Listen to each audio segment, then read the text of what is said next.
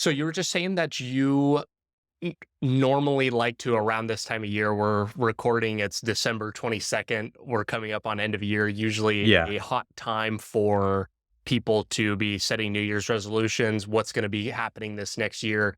You actually take the opposite approach and look back on this last year and maybe reflect on that. Why do you choose to do that?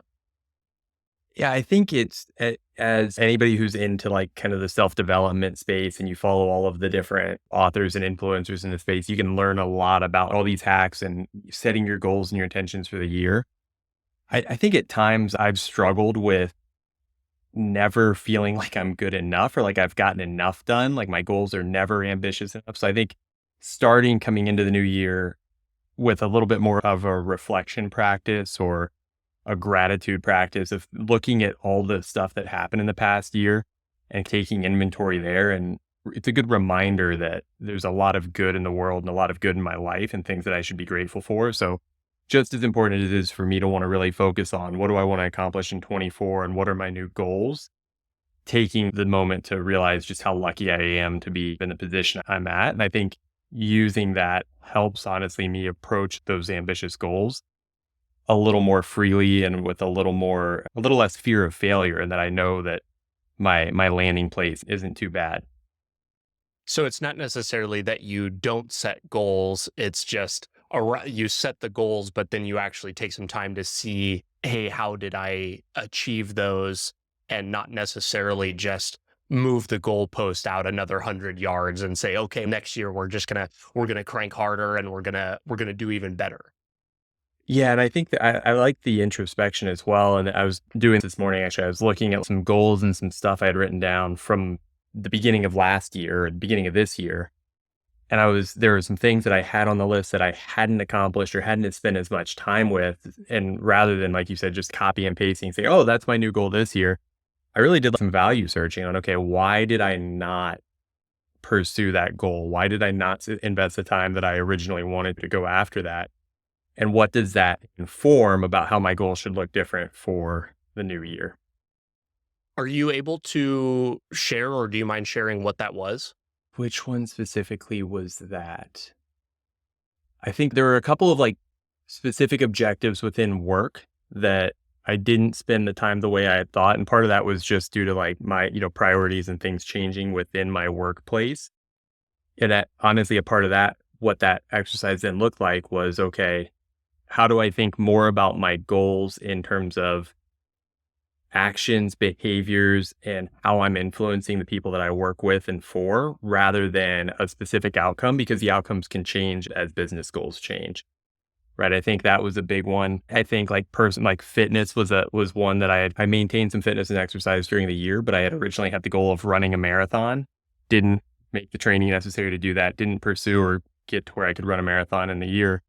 So I really had to think, okay, how do I really want fitness to be incorporated into my life? Do I want it to be this massive goal aspect, or is it a mechanism that kind of supports my overall well-being and is not this big ambitious thing that I need to pursue? I still hmm don't have the full answer to that, but that's like an example of, okay, let me recalibrate that. And do I really care about that goal? So would you say it's more of you're focused on the system that will likely lead to the goal, whether or not it's that year or not, but like you said, you're focusing on the actions and behaviors or like maybe another word for that might be the systems that might lead to the output of that. So like the system for running a marathon might actually just be, hey, there's like a certain mileage that I need to run every week to actually get to that. And then maybe in hindsight you look back and say, oh, I didn't run a marathon, but I did run 50 weeks out of the year. And maybe that also changes your evaluation when you look at if I didn't run the marathon or not. Yeah. And I tried to think a lot about if you almost view yourself as like a product, like what capabilities and features do I want to build into Joel? And running a marathon isn't necessarily a capability or a feature. A certain amount of cardiovascular endurance is. So that's how I start to think about, okay, what was it about that triggered me? Is it because it was something ridiculously ambitious and I want one of my features to be that I pursue ambitious goals?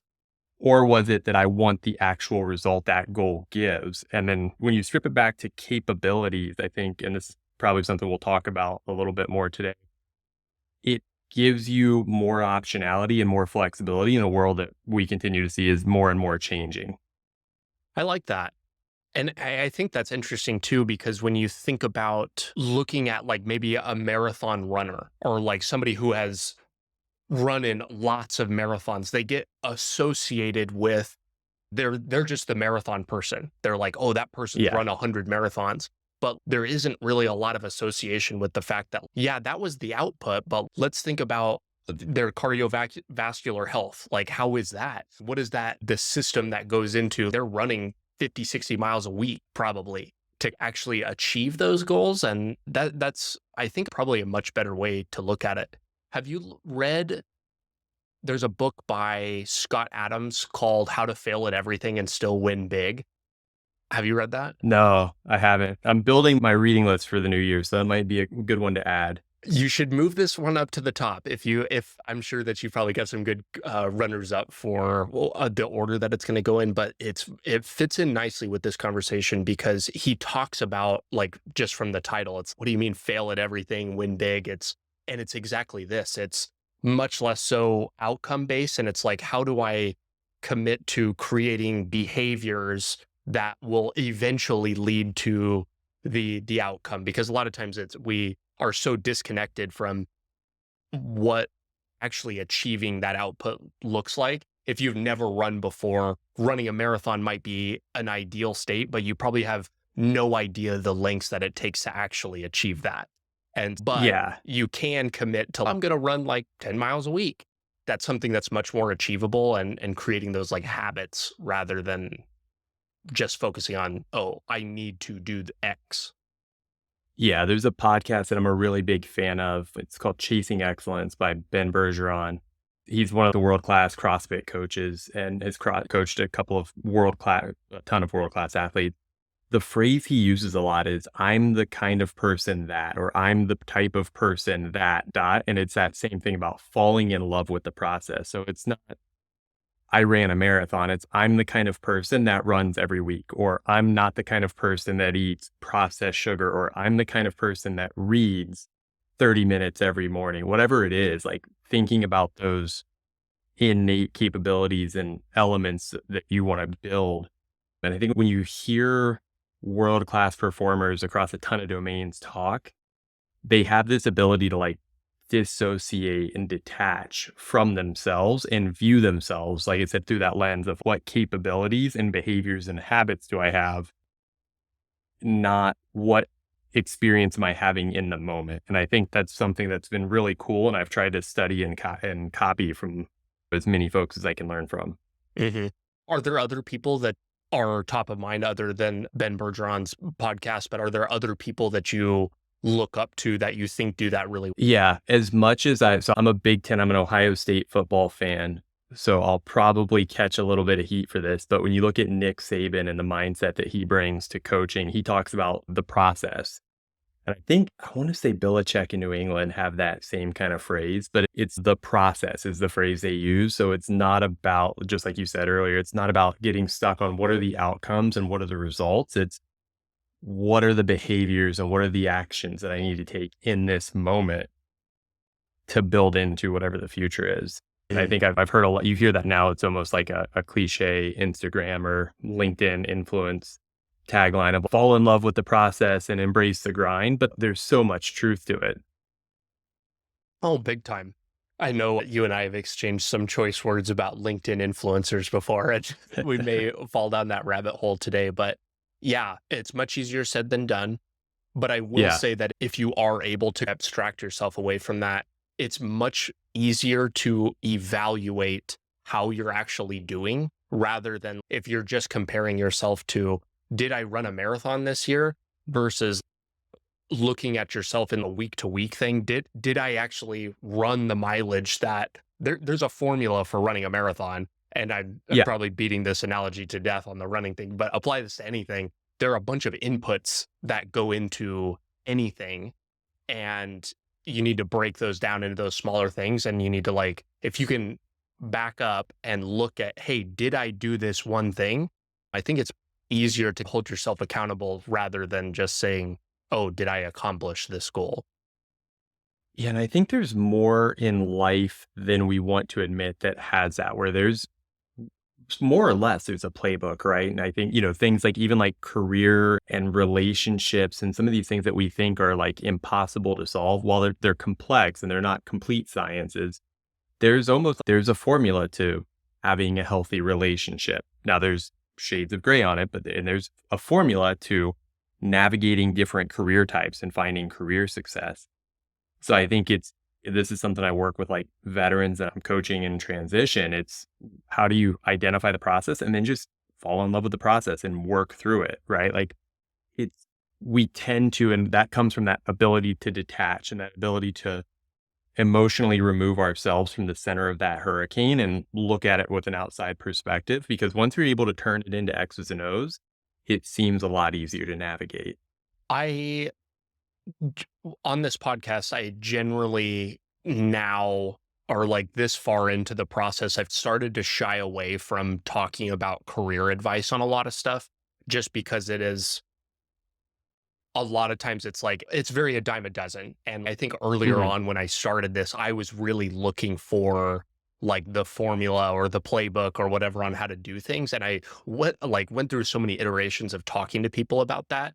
And when you and I first met, and since we've talked a few times since then, I have been really interested to dive into talking about how you think about careers because you talk about it in a way that I've never heard somebody talk about it. And so this is like a good teeing up to dive into some like career advice and how you're thinking about coaching not only like yourself but like vets and stuff through their own career, and then you've also got like the track record to show it too. So I'm excited to dive into that with you.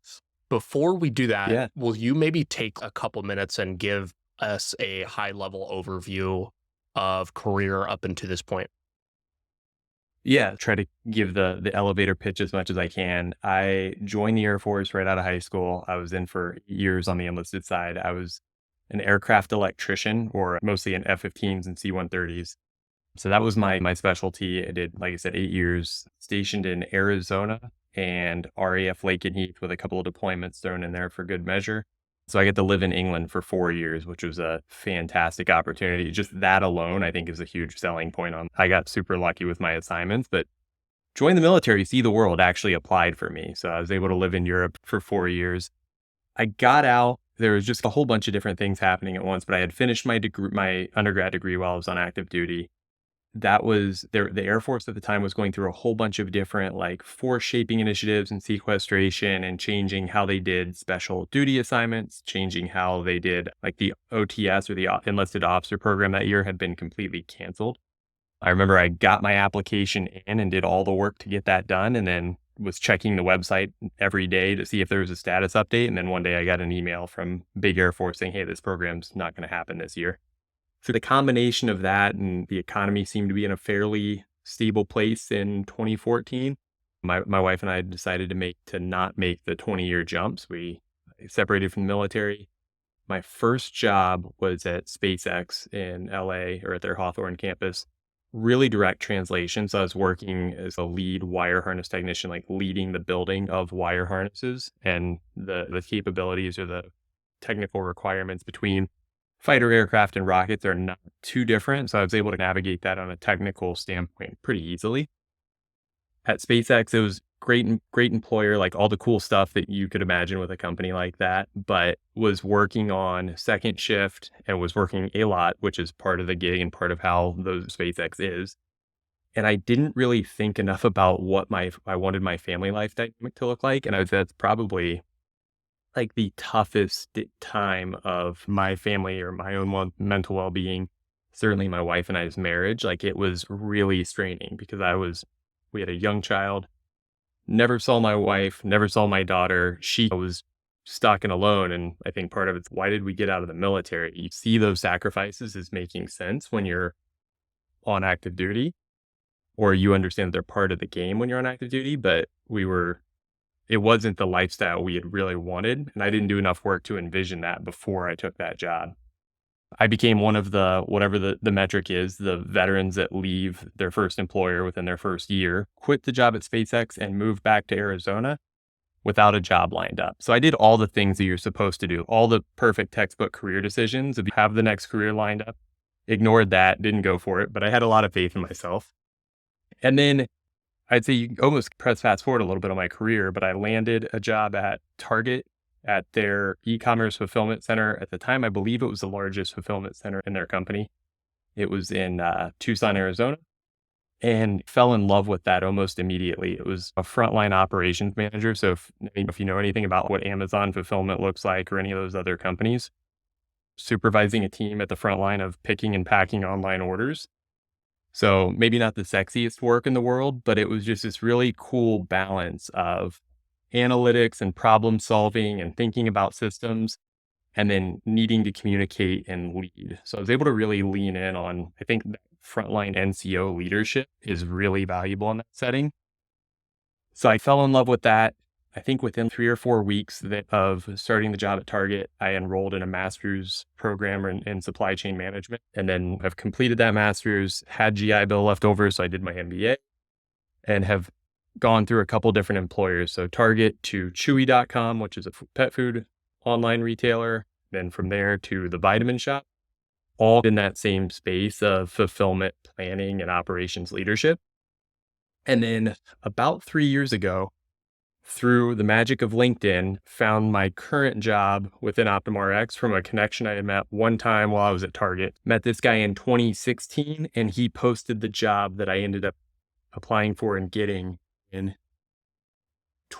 the end of 2020. And I got through the hiring process in early 2021 and started my job within Optum, which is part of United Health Group. And I really do, it's expanding and growing in responsibility, but the core skill set that got me in the door there is really that operations and production planning. So the ability to plan resources, balance demand and labor, and figure out how to build accurate plans to deliver overall cost optimization.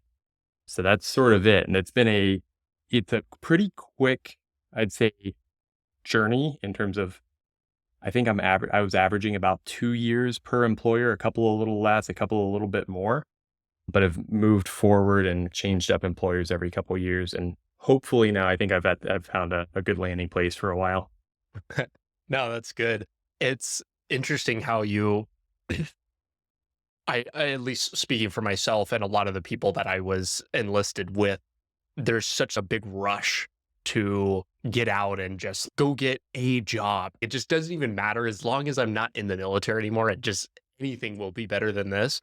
But it's very quick to see like how the circumstances mentally change when you get in it and you're just, oh, would I have been better off staying in? This isn't exactly what I imagined. Yeah. And it really comes back to, like you were talking about, you need to plan. You actually have to think about what sort of lifestyle you're wanting to have. The family thing, as you mentioned, does this align with my long-term career goals? If you want to be doing wire harnesses for the rest of your life, you need to make that decision. And I know talking to people, later career people too, it's easy to see how if you're not super aggressive about working towards the thing that you are actually wanting to be doing, it's easy to get locked into a certain industry or even a company. And then it only becomes more and more difficult to get out of that, because then all of a sudden, all of your skills are in one thing and you need to completely change over to something new. Yeah. Yeah, I think so. There's a lot there. Like golden handcuffs are definitely real in a lot of different settings. And I think you see that with people that jump from the military directly into like defense contracting or something really similar, where your most financially, the highest compensation you're going to get from a role is probably directly translated from exactly what you're doing in the military. I think I still get emails to this day to go work on F-15s in Saudi Arabia, and it pays a ton of money to do that. Not super aligned with my personal values, but that is the work that I don't see as much as like I do resume seminars and I give interview prep advice and I spend a lot of time on the X's and O's of the job search and all of that with veterans. But every time I have a coaching conversation, the advice that I come back to is like, how well do you really understand yourself? And how much work have you done on that emotional journey? Because otherwise, I can get you ready to crush it for an interview with SpaceX like I did. And if that's not the work life and the dynamic that you're looking for, you're going to climb this ladder just to realize that it's been leaning against the wrong wall the whole time. Hmm. We're going to talk about like how I look at it as three kind of distinct segments when it comes to the job and career search. And the first one is this industry positioning, where it is that you align with either the specific company or the industry that you're specifically pursuing. How is it that you think about aligning yourself? Maybe it's not necessarily resume. A lot of that kind of advice is good, but it's not like super like high level thinking. It's just, Yeah. yeah, make sure that your experience is talking about what the job is asking for. But is there anything unique that you think you are thinking about and coaching veterans through as they are like trying to position themselves for what they want? Yeah. So I think if you start with the big abstract question of what do you want to do, which is almost impossible to like answer, right? That's the $1 million question that we all juggle with. You can break it into two different components. You can either look at what kind of problems do I want to solve or what kind of environment do I want to work in? And you have to decide which of those is most important to some extent to help influence your career path. And there's some overlap and some gray area there, but give you an example of both. If it's what kind of problems do I want to solve? I like to solve complex system-based operational problems. I can build that skill set and make an impact in e-commerce fulfillment. I can do it in manufacturing rockets. I can do it in the healthcare system with my current employer, right? I've leaned in on the skills and found ways to make myself marketable across different industries or different market segments. If it's environment based, it might be that maybe your real passion is to work in the new green economy and you really want to work on climate change. There's only certain companies that are really going to scratch that itch. So then you have to view it more from a lens of what does that industry or what does that market segment need? And how do I create the skills or be the person that's needed to fit into that niche? And if we talk about healthcare, if you wanted to directly impact the health outcomes of individuals, or we're talking like patient care at this point, you have to go into being a nurse or being a doctor or being a pharmacist or something in that direct patient facing space. So I think about it either what problems do I want to solve or what environment do I want to be in? Once you know which of those two is tugging on you the hardest, I think you can start to build a little bit more clarity on your roadmap.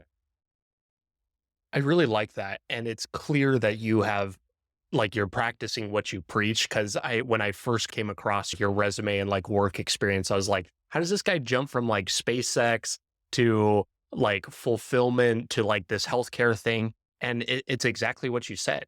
You're talking about, oh, I'm focusing more on problems. And that, like you said, those are types of maybe not necessarily SpaceX, but in the other Yeah. ones since then, the problems that you're solving are applicable almost anywhere. And I would imagine that that probably makes the job search more difficult, but it also makes you super flexible in terms of where you can go and work. And as long as it's maybe in the trajectory of it may not be like a clear advancement path, but as you jump back and forth up the ladder, you're able to demand higher paying roles and things like that. But I guess coming around to a question here. Has that been more difficult when it's not like a traditional, oh, I work at this big company and then I go work at a small company and then I do this, where there's not really a clear path for you? Yeah, I think it's almost in phases, right? So the e-commerce fulfillment piece, like that industry in particular, so I'm talking your big Amazon, Target, Walmart, Chewy, those companies. It's as close to the military, honestly, as you'll get in terms of the skill sets are very easy to understand. They're highly translatable, so you can look at a couple hundred resumes within that industry and know where people fall from a skill set and in an income potential standpoint, like what their earnings should be. So within that element, it was frankly, it was like I was either being poached or applying to employers, but it was all on the strength of the resume and the skills that I had built. I'd say the transition into healthcare was a combination. Number one, there was an element of luck where a role that really fit with my skills was open at the right time. And then I was able to look for ways to apply that skill in kind of unique settings.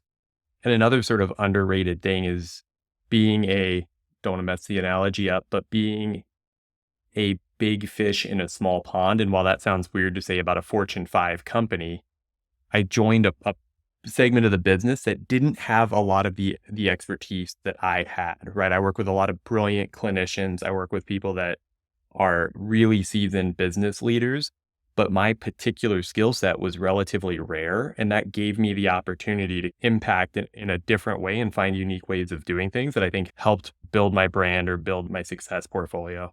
Do you think one of those is a better way to go, or is that a personal decision that when you're coaching vets, you need to pick? I think both of those could be the option. It's probably a little safer to pick problem to solve. There's probably not going to be a shortage of problems and challenges in the workplace in the next 20 plus years for my career. I can't predict what those will be, but I know there's going to be problems. The challenge with environment is that sometimes environments, if you cast it too narrowly, the entire environment could disappear, right? So I think if you feel like the environment is something that you want to be the leading factor of your job search, you need to do a little bit of market research to believe that's going to be there long term. And then have done the soul searching to know that it's really the core of who you are. And I'd say in those, you need to be willing for your career to be a bigger part of your identity than in the problem to solve. And I think Mm. that's something that vets struggle with as they transition in general, is the idea of your identity not being tied to what you do anymore. Do you factor in what maybe gives you personally energy? Do you think about, man, I really feel energized by maybe working in the healthcare field versus, oh, I really feel energized by I think I know the answer for you, but I guess do you think about that in coaching people as, hey, what gets you excited? Is it working towards this kind of mission thing? Or which is much more like the narrow space or the field? Yeah. Are you thinking about that personal kind of fulfillment from that? Yeah, I do. And I'm really lucky that I'm able to. So I was a problem to solve. Like I focus on the problems and the skill set for my career search. I've been really lucky to be able to do that in the healthcare industry, it obviously ties and brings it a whole different level of meaning when we're talking about life-saving medication for our patients versus shipping somebody's book over the holiday season. Both are important, both meet a business demand. One, I tend to feel a little more personally resonates with, but I think you can overvalue that because a lot more of your meaning is going to be described or come from the people that you spend time with at work. You think about a company as large as mine, we're Fortune 5. I think it's larger than the US Navy at last time I checked. There are going to be good pockets and pockets that maybe don't line up as well with you across any group of people that big. So you've got to think about, even if the big mission is really cool, what is your day to day going to look like? Right? Like if you're in the Air Force and your big mission is global air power, the Air Force experience of an F-15 mechanic and somebody who's working at the dining facility and a security forces member and a special operator are all going to be really different. So you have to think about, what is your day job going to actually be in this company that you think is going to align with all your values? You also said something a few minutes ago I want to pull on. You were talking about being a big fish in a small pond. And I think that when you position it that way, it's super easy to see why that would be valuable. If you're the only one with a specific skill set or know about a certain area, it's going to be really easy to demonstrate how good you are. And even if you aren't that good, like you probably are going to benefit from the fact that everybody's going to be looking to you make a decision, and you can frame it up that way, that you're like one of one. And I think that we thought about that a lot in the Navy.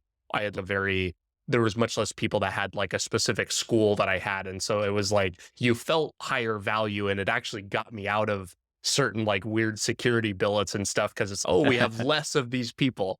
So I like have felt that in a big way. How have you, or do you think about looking for those in the opportunity? Like as you're evaluating a specific job, are you saying, hey, who am I going to be reporting to? How are you thinking about measuring being that the big fish? Yeah. Man, there's so many different layers to it because there's pros and cons, right? And that if you are the expert and you can carve out your little niche, that might be awesome. You might find that your own growth and your ability to innovate stagnates in if you don't have thought partners that can really help to sharpen that. So I think that's something to consider.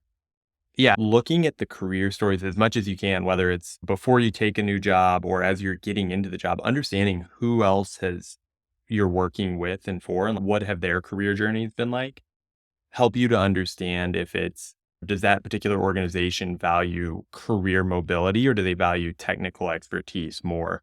So understanding what are those like cultural talent norms can be really beneficial in knowing how to volunteer for projects or to ask for additional support or all of those things start to come from understanding those dynamics that are a layer down within the organization. I really like that. That's, I think, very well put. And your positioning, this is exactly why I wanted to talk to you because you have got some really good ideas about what people ought to think about when it comes to career stuff. The second, like, bullet, I guess we'll call it, subject that we had talked about a little bit before, but you had talked about reaching a quote unquote like a career title that you thought would be super meaningful to you, but not finding it as fulfilling as you thought. Talk to me about your experience with that and your journey through maybe feeling that. Yeah, and I think it was when I got that first job at Target and understood the industry, I had built this mental map. I didn't have a specific title or an exact position like I want to be this exact person, but I had highlighted some goals. I'm like, here's where I want to go, where I see myself my career going. And it was a director level leader overseeing multiple different sites within a fulfillment operation. I framed that up and you associate all these different salary expectations and things with that. And then when I got my job within United Healthcare or UHG, sorry, I had checked all the boxes. I made it. I was like, perfect. I got there. Mission accomplished. We're done, right? George Bush, hang up the banners on the aircraft carrier. We're done. And I am still in that job and I still love that job. But there were times where I just was like, wait a minute, I don't feel that euphoria and that deep fulfillment from work. And it was this realization that, oh, yeah, work is not supposed to be the most fulfilling mechanism of your life. Like that for most of us, right? For most people, work is not going to be the end all be all of your personal fulfillment. So it really led me to think about two different things that I think have helped me a ton. Number one is what are, like we talked about at the beginning, what are the processes or the behaviors or the actions within that job that really do feel fulfilling? What are the behaviors and what are the things that I do at work that make me feel like I'm being the person I was meant to be? Right. That's where fulfillment really comes from. The title, the role, some of that stuff is transitory and can change, and you don't always have full control over that. Like, I do have control over the type of leader that I try to be and how I show up for my team and how I collaborate and how I try to challenge myself at work. That can be fulfilling, much more fulfilling than a specific title. And then I think finding ways to give back. And for me, that's been leaning heavily into supporting the veteran community and providing as much career support and coaching as I can to others that are making that same jump. And I think about trying to be the type of mentor that I wish I had when I got out. I didn't reach out or look for many mentors. So that was a failure on my own part. But being that person has been a huge, or trying to be that person has been a huge source of personal fulfillment as well. Do you think that it took reaching that goal to like actually have that realization? Like, do you think that's something that you can instill in other people to prevent people from having to go down that experience of chasing this maybe title or like this ideal state only to find that it's not there? Because I've felt and done the same thing. It's, hey, I want this. You get there and it's just, either the goalpost moves or you have exactly what you're talking about, the realization that maybe it's more of these other things that, the inputs, as we talked about earlier, it's the people, it's something else. Yeah, I think for me, I was on this kind of personal mental health self-discovery journey, and the timeline wrapped up exactly with kind of coincided with that job. So for me, it all happened at once. So I guess I almost didn't have a choice, but it was the final nail that hit home where I was like, oh, I understand a lot about myself now. I think there are people out there that are capable of learning lessons like that without experiencing them personally. And I think most of us tend to have that, oh, but that won't happen to me mindset, right? Where you hear about other vets transitioning or other people, whatever the guy that got the corner office and realized that it didn't mean anything. Like we hear those stories, but until you live that, most of us assume, oh, it's different with me. And I think that's probably one of the most dangerous elements of being a human. Right. It's a very dangerous phase. It's different for me, or if it's different this time, that will Yeah, come back and bite you hard in a real way. 100%.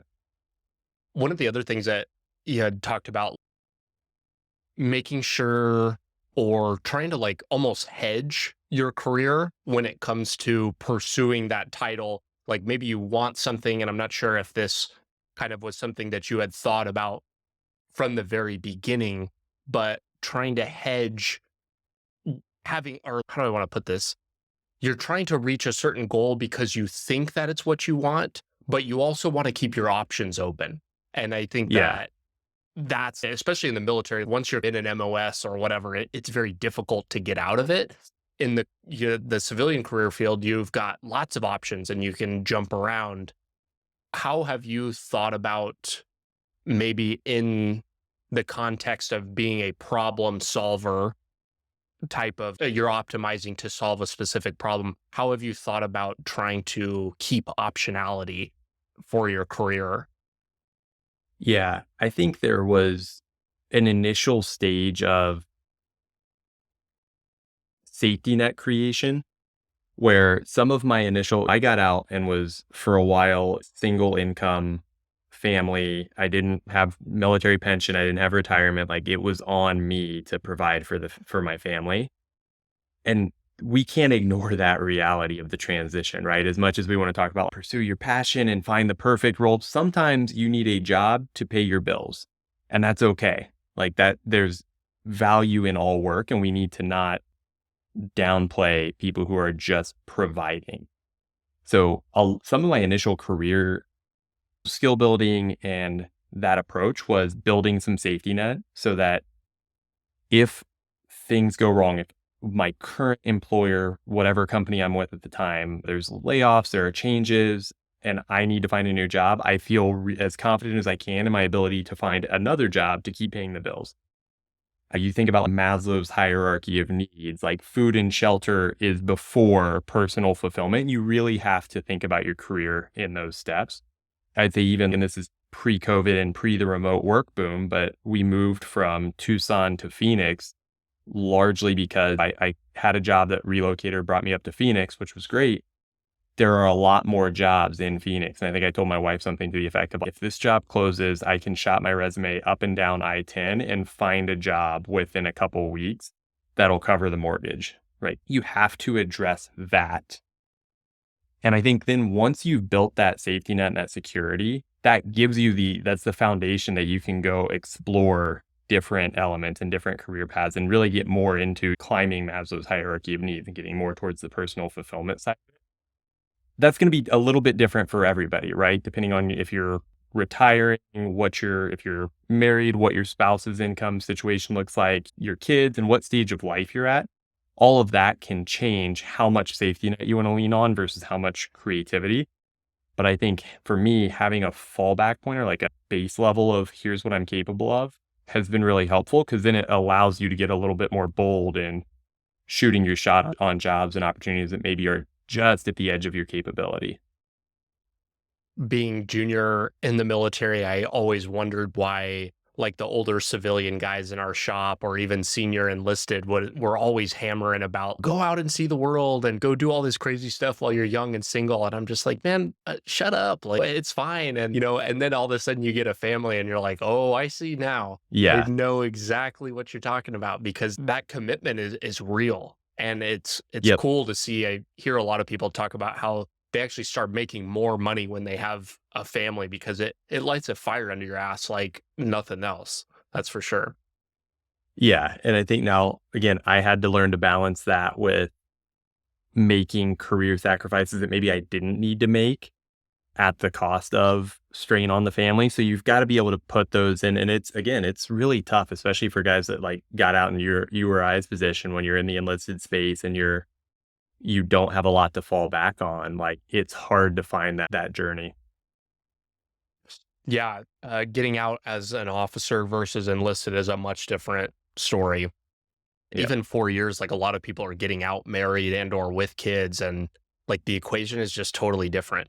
Like entering the job market with some experience, but you don't have a degree, and not that a degree is everything, but like your case was a little bit different. But I know I look back on my own personal experience and I feel so lucky to have had the ability to be like, hey, I'm going to move in with my parents and be a poor college kid while I use my GI Bill to go to school. Yeah. If you have kids or a family, there's no way you can do that.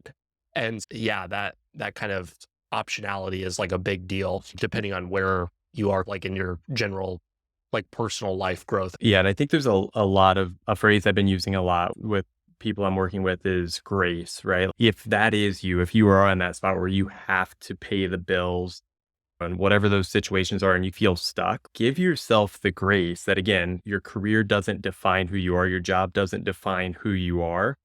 There's more honor and beauty in you providing for your family as long as it's not illegal, but doing any job that provides for your family is more honorable and noble than having a title or a certain impact or a certain company that you work with. Like that all comes secondary after taking care of yourself and taking care of those who are really dependent on you. Give yourself the grace if you feel like your career isn't achieving everything that you want because you're still taking care of the most important thing, which is your family. I couldn't have said it better. It's very true. Hard to accept, but very true. And Yeah. especially coming from people that are maybe really high agency, it's really difficult to accept that because it's, man, I know I should be doing these other things, but I'm either at the end of I'm maxed out on time commitment already, and I don't really have the time to pursue these other things. So that grace is a big piece. You said something else too that I thought was interesting. You were talking about I could go shop my resume down I-10. And I think Y- that the analogy that you're making there is like in Phoenix, the main highway, there's probably like 1,000 different distribution warehouses Yeah. in that corridor there. How or what do you think about surrounding yourself or being in close proximity to the opportunities that maybe you are most likely to have? Obviously, we're living in a kind of a post COVID, still weirdly remote world. How that influences your career is it hits everybody different. But something like that, if you're going to work in fulfillment, you're going to be there. And if you're living way out in the sticks, like that may not be an option. So was that kind of front of mind for you in terms of backstopping or hedging again? Yeah. And I think that's, again, that can be layered into the environment discussion. Like there are certain Mhm. people who they're like, for whatever reason, I'm going to live in this city or in this state or this area. This is, home for me and where I'm going to live. Understand that'll influence your decision.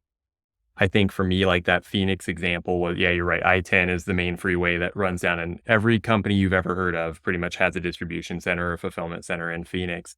That was the right balance of, okay, we like this city. It offers, it's not, I'm not going to pretend that Phoenix is the greatest city in the world and I love it more than anything, but it offers enough of the benefits we were looking for in a family, balanced with the career mobility options.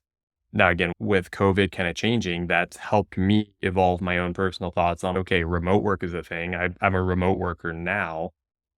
How do I incorporate that into my new calculus? And I think that's another big thing that, like, I'm constantly evolving my own career journey and my own thoughts on how I need to take care of myself.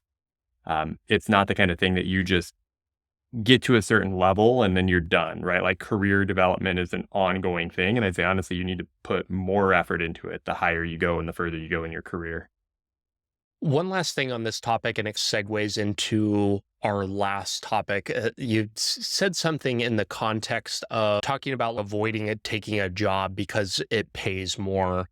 And you said this phrase, you said, avoid looking for a box to fit in rather than saying, what shape am I? What does that sentence mean? So that's where you start to talk about that problem to solve or skill set mentality and the environment conversation. That's when that Venn diagram starts to overlap a little bit, right? You can bring those two together because what I see, I think it's a trope, but it's the most common thing we see is that people want to get out and they want to do exactly what translates into, for most military veterans, it's defense contracting. And this is not a knock on that industry or any of those employers at all, but people will jump directly into that. Or like in my case, it was directly into building wire harnesses for for an aerospace company. I started thinking, I focused a lot on what box should I try to fit into and less thinking about what shape am I and what boxes or squares or circles do I need to find to fit into. And I think that's where you can, even if you're looking for certain problems to solve and building your career on that, like I have, finding the things that feel like the right environment are also important and can be a part of that search. Hmm. So there's a self-discovery element of the military transition and the career hunt that I think gets super underplayed or undervalued, especially in the LinkedIn vet bro, LinkedIn influencer space. We don't talk about that emotional self-discovery enough. And we focus too much on just check these boxes to fit into this square hole without thinking about whether or not you're a round peg. And you gotta, I think a lot of that is driven by just like the nonprofit space. Like there's so many like vet or kind of like transition nonprofits, and I think that they're good, but the sole objective that so many of them are tied to is like, we're here to get you a job. Like there's not even really Hmm. a conversation about, hey, this is what I'm looking to accomplish. And that is something that is such a big deal because if you join the military when you're 18 and you do one enlistment or two, I guarantee you that you probably have no idea what you actually want to do in your life. Like you just Yeah. haven't done enough things yet to know whether you like or hate either what you're doing in the military. And you certainly haven't explored enough to see. And because so many things, you have to go out there and do the thing. You have to try a lot. You got to talk to people. You got to interview people in other industries to find out what's out there. And they're like, okay, I guess I need to get a job or I need to go to school. They get plugged in with a nonprofit and they're like, okay, let's make sure we get you into a job. And yeah, you've got that. You've the bottom portion of the hierarchy is taken care of, the food, shelter, paying your bills, but you're not, that was also taken care of at your last employer, the military too. And so Yeah. they're not like moving you up that at all. Yeah. And I think we're seeing, to your point, the veteran space or the VSO space is just so broad that like it's hard to even make statements about the entire field. So I wouldn't want to like paint with too broad of a brush. Thanks for From calling me on my that. You're exactly right. No, it's more to preface or protect what I'm about to say, but like my observation is that there are two big camps that they fall into. It's either find a job or focus on well-being, right? There is a lot of great work and passionate work in suicide prevention and PTSD and mental health and all of those buckets. I personally have not always seen that we do a good job either as like veteran advocates or the VSO space of viewing those two as like connected things, right? Because Mm, you think about what are the social determinants of health that are building towards mental health negative outcomes or suicide within the veteran community. Like your job and your income can be a part of that. Like we all know those stories of somebody either didn't get a job or struggled with unemployment and that has self-identity issues or that causes stress in their marriage. And then now the snowball's building and then you work towards really negative outcomes. I don't think we always view how intertwined those two journeys are. You only have one Brock. You don't have Brock the employee and Brock the soul. Brock's soul has to come to work every day. I've never thought about that before, but that's really true. When I think about, like you said, the VSOs, it's just, okay, we're here to get you a job, or we're it's like therapy, counseling. It's more, or like even more like the funner, like vets and outdoors thing. It just is like they're two completely separate camps. I've never thought about that, but that's spot on. Yeah, and I think it feels like you're starting to see maybe some people to recognize that more and to trend in that direction, but that's just how I've seen it, right? And it's to your point, we need to raise the bar on both of those. Not committing suicide is not the mark of successful veteran mental health space, right? That can't be where we say stop veteran suicide, can't be where we stop this journey. Just employ more veterans can't be, I can go get you a job making minimum wage right now anywhere here in Phoenix. That doesn't mean that I've supported your post-military journey correctly. So you've worked with a ton of vets, and I know that you've thought a lot about this space. What do you think that maybe we could brainstorm here for a second. What do you think a combination of those things actually looks like? Yeah, I think it's much easier said than done. But when you think about a really robust social fabric, having people and resources in your life that can help both, right? Think about like your good friends, the same kind of friends who you can talk to about whatever stress or pressures you're feeling in life, the same person you can talk to about like a disagreement with your spouse. That person would probably also be willing to refer you to a job or to help give you resume advice. And everybody in your community is going to be maybe more or less on one continuum or another. But it's about finding a tribe and finding a community that you can count on for both.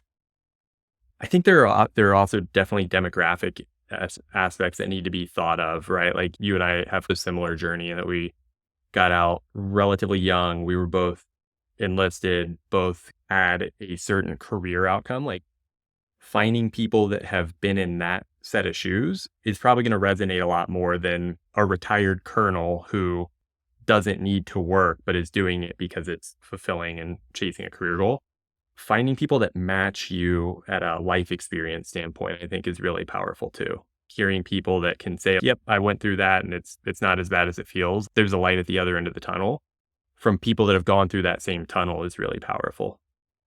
That's really true. And I think you highlighted there, it's somebody might be more on one continuum than another, but it is really difficult to find those people. And you end up having to find, this is something I've read in several military transition books, is like you have different people for different things. Like you need somebody that's 20 years ahead of you for like general life sort of career advice. And then like maybe somebody that's like a couple years ahead for like more tactical career stuff. And then you need peers who are going through the same thing, but can't really they're not really going to be able to help you that much. They're just, oh, I'm going through this with you. It's super difficult to find the overlap of all of those things. People who will maybe that you have something in common with in terms of just like you can interact well with one another. You've got some overlap in kind of values and ideals, but then, and you can get on with them. And then you also have like, they're ambitious enough in their career and you're directionally going the same way too, where they may actually be able to offer you something in terms of your professional life. That's really difficult. Yeah. It takes effort. I think in general, when we talk about building a network, but it takes effort and intentionality to build that personal board of directors or whatever you want to call it. And you have to think about how do you want people to be involved in your life?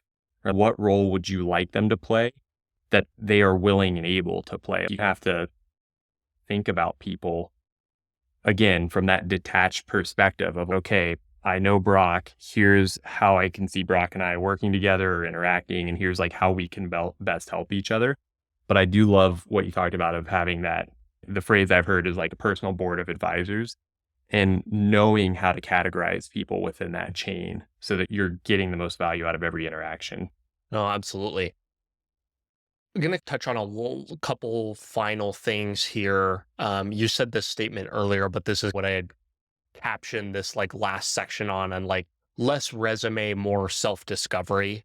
And I think that's important because it, as you've highlighted in this discussion, it's not binary outcomes that we're talking about. We're talking about your life and your soul, as you mentioned. We're talking about, Yeah.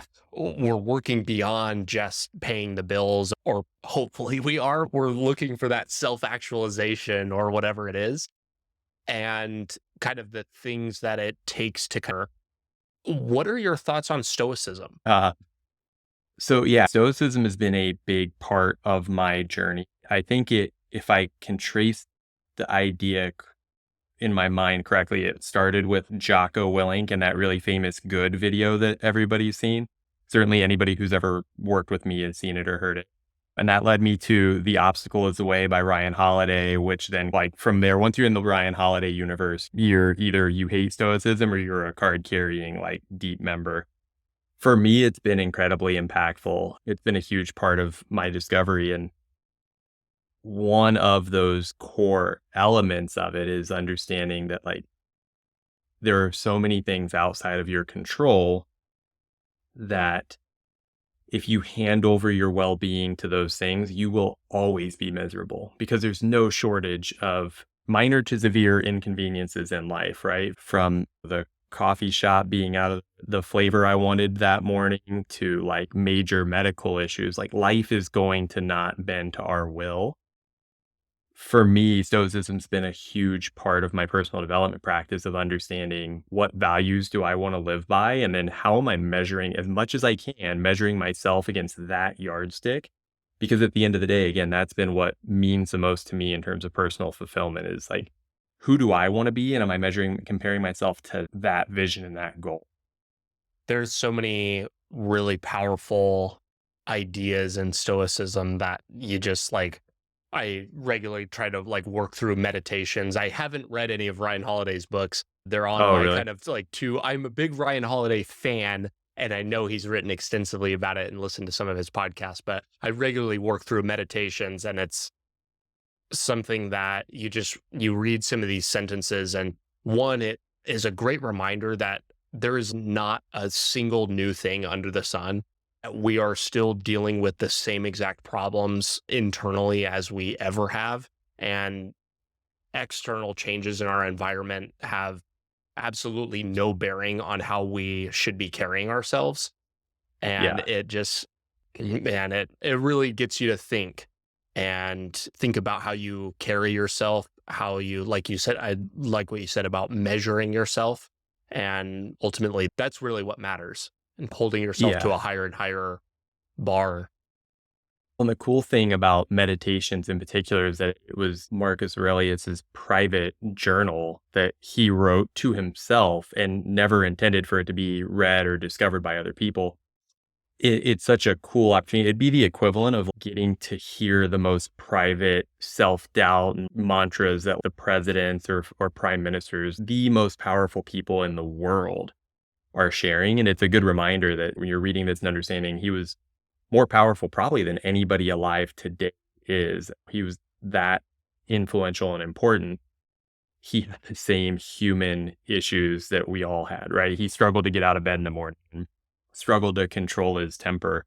It's a good reminder that that challenge is never going to stop, right? You aren't on this journey for the problems to go away. You're on this journey to earn the ability to solve bigger problems.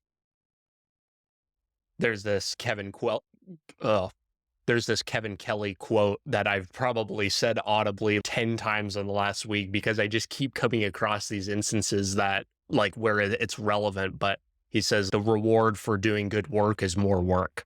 Yeah. And that idea is so contrary to just everything that I've ever believed.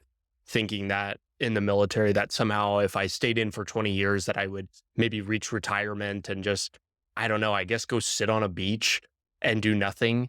And like it just isn't that way. There's your career, and everything that we talked about today is like going to continue evolving and may stop at some point, but the bigger mission that is more important than all of that is like the internal journey and trying Yeah. to live as nature requires, as like Marcus would say. Yep. Yeah, absolutely.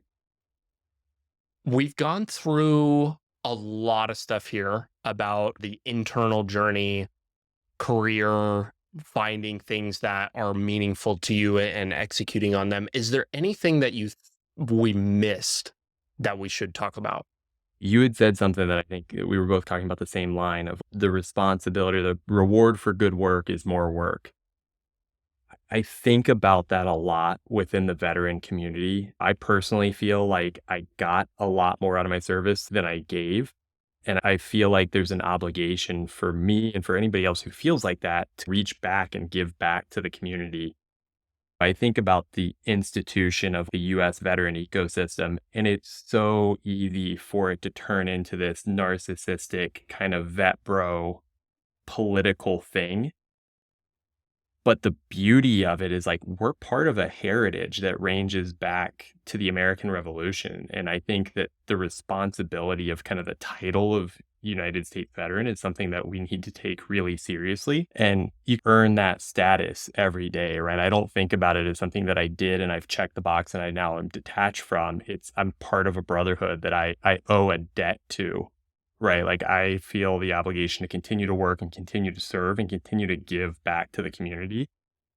So I would really encourage anybody that's listening to, if you are a veteran, especially if you're finding like a struggle for meaning or you're not finding that fulfillment, find ways to give back and to get involved, right? Participate in your company's ERG, become a mentor.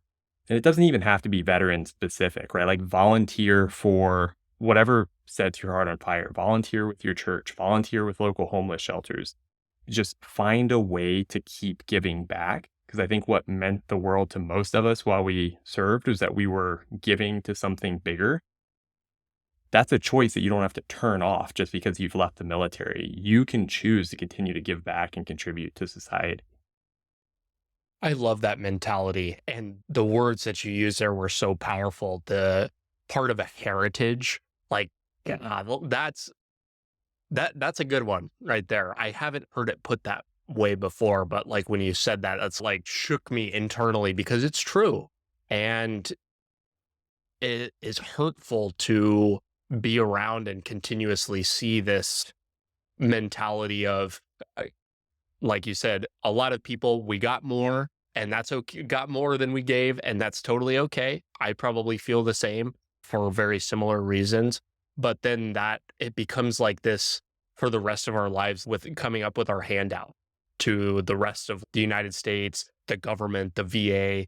And that isn't to say that that shouldn't be taken care of. And if you've got injuries or whatever, that should be taken care of. But the mentality of which that's approached is repulsive by a lot of people. And it makes me angry because it's like you said, it's not, we all of a sudden this switch is just flipped. It's okay, now you owe me, even though I signed up to do this and was compensated handsomely for it in terms of just pay and benefits and just like the respect of this country, like as if somehow that isn't enough. And Yeah, it can be both, right? You can expect benefit from your service. You have the absolute right to expect healthcare from the VA and support from resources for things that that you need. So by no means am I saying if you need help, please understand that you deserve and are entitled and earned that support. Like I used my GI Bill, I used healthcare through the VA. I'm more than happy to take advantage of the benefits that are offered to me as a veteran. But you can do both. You can simultaneously need help and need support and give back. It's not this either or kind of Mhm. concept, right? It's okay to ask for help where you need it and in the places that you can use it, and simultaneously give where you're strong. That's what a beautiful society really is, right? We're covering each other's weaknesses. And I think that's the piece that I see a lot of vets struggle with is that they're like, if they're asking for help, that doesn't mean they're helpless. It means they need one category of help and they still have a lot to give in a lot of other areas. Man, you're dropping some one-liners here. I dig it, and it's clear that you've thought through this a lot, and I appreciate and respect how much care you've put into that and your willingness to try and continue to give back. And you had mentioned ERGs earlier. I know you're a leader of your ERG, or either that or very actively involved in yours, right? Yeah, I'm the co-chair for the United Health Co-chair. Group Employee Resource Group. And those are like, maybe just talk about those briefly. Like my last company, we had one of those that was just being stood up. Maybe talk about what an ERG is really briefly, and maybe people can look out for those if their company offers them. Yeah, I think, and it can definitely vary a little bit by company, right? There's a lot of different nuances in how they can be set up, but the general idea is that, and at United Health Group, ours is under the broader DE&I office, right? So our diversity, equity, and inclusivity office. So it supported that. And the idea is that you support employees of different groups that have various challenges or in their employment journey. And it could be challenges needing different support. But the general idea is that you want the ERG to represent the needs of that employee group and advocate within the company. So I really like the way ours is structured, in that there's the right level of executive support, right? So I mentioned I'm the co-chair. Our chair is a very senior leader within the organization who understands how the organization works, understands how to cut through red tape and clear issues. We're really passionate about, I think, where ERGs get a bad rap, especially within the veteran community, is where they feel like just a pat on the back, isn't it great to be a veteran kind of community. What I think really good, because look how great we are, what we were just talking about. I'm a veteran, I'm special. Where I think really good ERGs work and where they try to help is delivering actionable change that address the real issues of that community, right? So when you think about things like pay and leave policies for reserve and guard members, when you think about things like spouses that are impacted by active duty spouse relocations, when you think about things like advocating for mental health resources within the company for veterans that are impacted within the mental health space, those are some of the things that I think ERGs can approach, in addition to hiring events and some of that stuff. But I think good ERGs look far beyond the Veteran Day pizza party. Yeah, and there's a bias to action. I think that's one of the big deals, and also like larger takeaways here is just, hey, isn't this kind of feel good party or whatever, and just talk about the good old days. It's no, we're getting together to serve and to advocate for other people that are like us and that kind of need extra support, and maybe it's skill advancement. I know ours that was being set up it was very focused on the company was so large, there would be like opportunities for people with like clearances that you wouldn't even know about. And so like Yeah. vets would come in and be like, hey, we're looking for people that can do this. And like you could hire and move internally, and lots of upskilling and speakers and stuff that come in, lots of different opportunities. And I know that they're probably more popular at very large organizations, but I bet if your company has a DE&I office, or maybe even if they don't, probably approaching HR or whoever to maybe try to start one would probably be something cool that you could do at your own company. Yeah, I think that's a great challenge. And honestly, I would say if your company does have one and you don't think it's a great ERG, or you're not in love with what they're doing, get involved and help to influence the change that you want to see. I think, again, like the bias for action, don't sit around and wait for somebody to provide the perfect ERG or resource for you. Go make that thing that you want to be, right? Like I talked about trying to be the mentor that I needed 15 or 10 years ago when I got out. Go be that person. Go be that change that you want to see. Joel, this has been a really good, fun conversation. We've talked about so much, and there's tons of actionable career stuff that we've gone over, lots of internal reflection things to walk away with. One of your main messages has been to give back and try to involve and insert yourself into the veteran community in kind of a meaningful way, and what that exactly means. Do you think, is that the most important thing that we should take away from this conversation, or is there something else that jumps out to you? Yeah, I think that for me, that's the end result of kind of the overall theme, is viewing your military transition and your career journey as part of your total life story. Right? Like the thing there's this Henry Rollins quote. I saw it was almost like a meme or an inspirational poster somewhere, but it was like, you don't have a work life and a home life. You have one life. Go. And I think that the more I can think about that and the more veterans can remember that concept that you don't have a military career and a civilian career and a home life. You have one life. You have one soul that you're responsible for. The more you can view these as different chapters in the book that is your life, I think the more complete you're going to be able to feel as you continue writing new chapters. I agree with that 100%. It's not, it's very easy to look at it in this very segmented way, but I think it's difficult to draw learnings and apply them in a new context, which is something that we have to do. One of the most difficult things about having served before is, hey, what is actionable that I want to bring with me to the rest of my life? And if you are looking at it as this very like split timeline, it's going to be super difficult to do that. Yeah, absolutely. Joel, I appreciate your time on this, man. This has been good. Thank you so much for sharing. What can myself or anybody listening do to be useful to you? Honestly, I don't have a ton that I need at the moment. I would say for sure reach out. I'm pretty active on LinkedIn. Definitely connect on LinkedIn. Would love to hear from anybody that heard the podcast, and if there's anybody found value in it, would love to connect. Yeah. Other than that, try to be a good human and take care of the community. It's a small ask, but a big ask at the same time. Yeah. Joel, Yep. I appreciate it, Absolutely. man. Thank you so much. Awesome. Thanks, Brock. Thanks so much for tuning in today. Your listenership helps me better educate people like you and the rest of our nation's military, both past and present, on building a successful life outside of military service. If you're looking for more ways the top vets are leading more effective lifestyles, building businesses, and using the resources designed specifically for you, press here for a selection of some of the best clips. Be sure to like this video and subscribe to the channel to stay up to date, and I will be talking with you soon.